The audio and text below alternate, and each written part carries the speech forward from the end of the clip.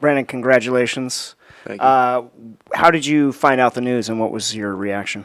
Found out, watched the video that Raymond showed me, and Steve Nash gave me a shout out, so it was pretty cool.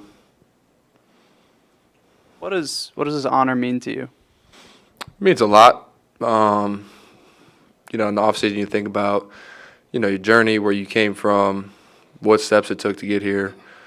Being a 19th pick in an organization where not a lot of rookies get to play, and ending up on first team all rookie, it's a credit to my work ethic, but also to my teammates and, the coaches in the front office for, providing the opportunity, and then me just, taking full advantage of it. But it means a lot. It's something that I had on a goal list of mine coming into the year, and I got to check that box. So it's pretty cool because you only can be a rookie one time.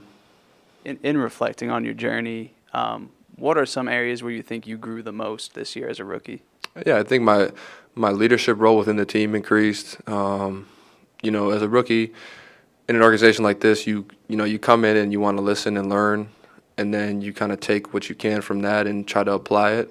And for me, being a natural leader, I think towards the end of the season, I was able to apply it more, and I think it just gave me more confidence. Not only on the court, but off the floor, talking to teammates and stuff like that. You talked about your journey going back to Illinois. I mean, it's a pretty good rise, obviously from Illinois to here. But when you think back on that one season there where, you didn't play much at all, how much of that experience kind of led you or pushed you to where you are now? Yeah, it helped me a lot. I was actually talking to my high school coach about it yesterday. And I just told him, he's like, how did you handle that? And for me, it was kind of like, obviously you control the controllables, that's a given, but I just used it as an extended summer for myself. I wasn't playing from November through March when our season ended, so I used that as an extended summer to work on my game, get better, compete against the first team guys. And, it gave me a chip on my shoulder because the first couple games I didn't play there. I really questioned my ability. Was I good enough to play? So I really had to think about that, and if it was really something I wanted to do to push through it. And I did because I love the game. And, here we are today, 2 years later from actually when I transferred from Illinois. So it's been a pretty cool ride to, see where I've grown, developed, what I've become, as a person, as a man, as a player. And my goal is just to continue to get better and see where things take me. You discussed this before about why you ended up at Santa Clara there, but that year that you spent there, how big was that as sort of an in-between time between Illinois and getting here? Yeah, it was a very critical year. It was nice to, be welcomed and loved by coaching staff and trusted with, a heavy position on a team. They can say it's mid-major or not, but I think, through this year I proved it doesn't matter, where you come from. And that year was just really good for me. Herb and the staff came to me right when I hit the portal and had a vision for me that I may have not have even saw myself.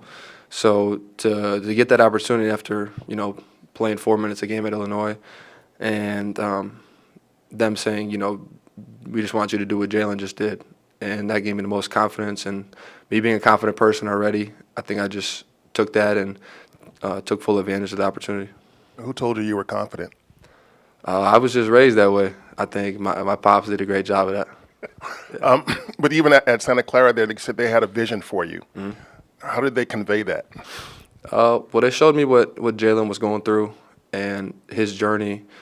Obviously, he was there for 3 years, so his growth and development, that was obviously something I really looked for, a program that was going to help me develop and get better, and to see his numbers throughout every year getting better. Even the guys that, we send overseas, their numbers getting better. Just to see that growth and understanding that they're really big into player development, especially in the summer and fall. I knew that's something that I could use to help me during the season. And I think through the whole process, they were just, super adamant about me being the guy there and getting to kind of run the show. And I thought that was, very appealing for me.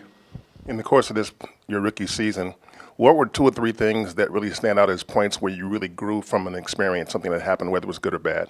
Yeah, I think, a lot of things. I think from, playing good at that Minnesota game and in-season tournament game, that really kind of, got it going for me and really was like, yeah, I can kind of do this at this level. Because, as a rookie, you always try to get your feet wet and see where you fit in. So I think that opportunity, playing in that situation, kind of gave me the confidence, yeah, I can belong. And then just throughout the course of the season, your role changes. People are out, people are in. So being able to be adaptable and kind of fill in where needed, I think I grew in that area. And then I mentioned when Danny asked the question of, the maturity piece and the leadership piece throughout the team, I think I kind of grew in that area. And it's something I'm working on now and that I look forward to taking in year 2. You talked about your role change and everything coming in, not in the rotation, in the starting lineup, all those different things.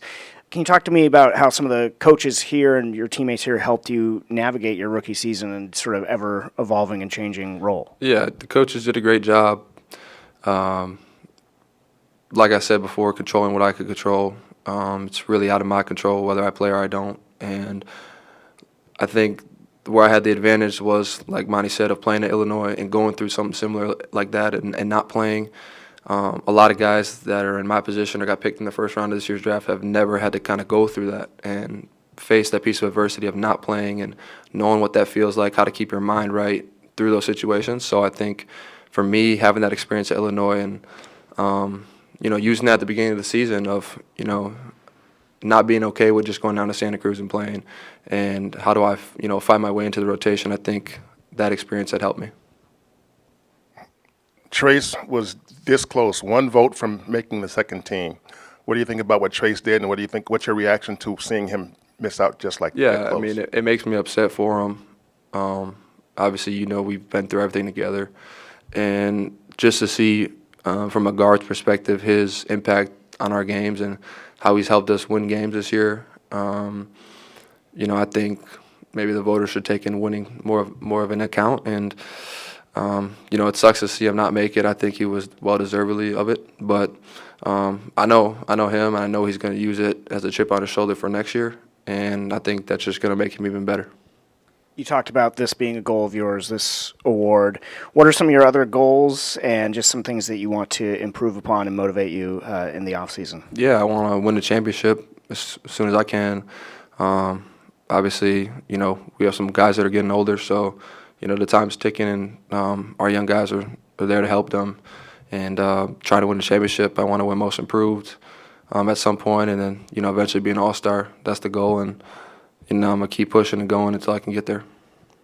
What does your offseason look like so far? I know this is the first time in a few years at least that you've had kind of like a standard set offseason with set goals and expectations. Yeah, so after we lost to SAC and took 2 weeks off, kind of mandatory, and then not last Monday but the Monday before, I started working out here, on my own, getting shots up in the weight room, constantly improve my body. I know that's somewhere I got to get better at, being a better athlete. So that's what I've been doing. And then just working on situations I'm going to be put in this year. Then watching the playoffs, I don't know how much you've watched, but what are some things that you've taken away from watching the playoffs or learned? Yeah, I think it's just more physical. I think it's more defensive oriented in the playoffs. When I was back home in Milwaukee, I went to Game 5 of Pacers in Milwaukee. And just to see that environment and what the refs were letting go, what they were calling, how you see the All-Stars and them rise to the top when time matters, it gave me the chills and kind of was like, this is fun and this is something, I want to be a part of. And, like I said, I want to be an All-Star at some point, so I want to be put in those situations. You mentioned getting shots up and working in the weight room. Are there 1 or 2 things you've sort of isolated besides obviously working on your body that you want to try and, I guess, fix up before you get to training camp? Basketball-wise or about my body? Both. Yeah, I think my body-wise, just being quicker laterally and vertically, being more explosive instead of, always having to rely on touch shots around the rim, stuff like that. And then on the basketball floor, really opening and expanding that mid-range game for myself, shooting jumpers in the paint, all kind of stuff that, as a guard, I work on. I watch a lot of Jalen Brunson, Luka, TJ McConnell, all guys that, are super effective around the rim and not the most athletic.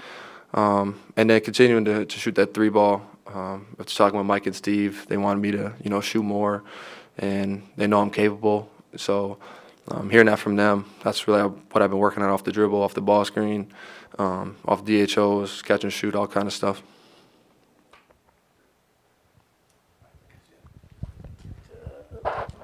Any questions on Zoom? If so, just identify your name and your affiliation.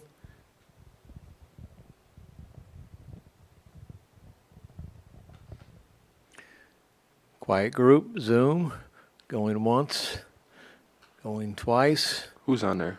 We got Sam on there. Yeah, I know Sam got a question. Yeah, Sam's got to step up here. I And think. Dalton. That's a question. I got one. Congrats, BP. This is Sam with the San Francisco Chronicle. What was your favorite moment this year? Just a personal highlight throughout the course of the season. What was your favorite experience? Probably playing in Milwaukee, playing back home. As Monty had mentioned, the Illinois days. I remember playing at Marquette when I was at Illinois, and a bunch of people there, and I didn't, take my warm up off. So to have that feeling and then come back 2 years later and play well, even though we lost. I think it was a kind of a full circle moment because those same people got to come back and watch me again. Appreciate you. Yep. All right, next Zoom. Looks like we have one more. BP, how you doing, man? Jason Dumas. What's up, man? Not much. Question: Do you plan on involving yourself in any of the pro runs this summer, or any of the men's leagues? And if so, when, where? What's that kind of look like to get in some runs? Yeah, I think I'm gonna go where it kind of makes sense. Whether it's in LA, back home in Milwaukee, we have a bunch of pros overseas that come back, and obviously all of our NBA guys come back. So, kind of wherever it makes sense. Just something that's gonna push me and make me better. That's kind of where I'm gonna be at. Well, appreciate you. Congrats. Yep, thank you.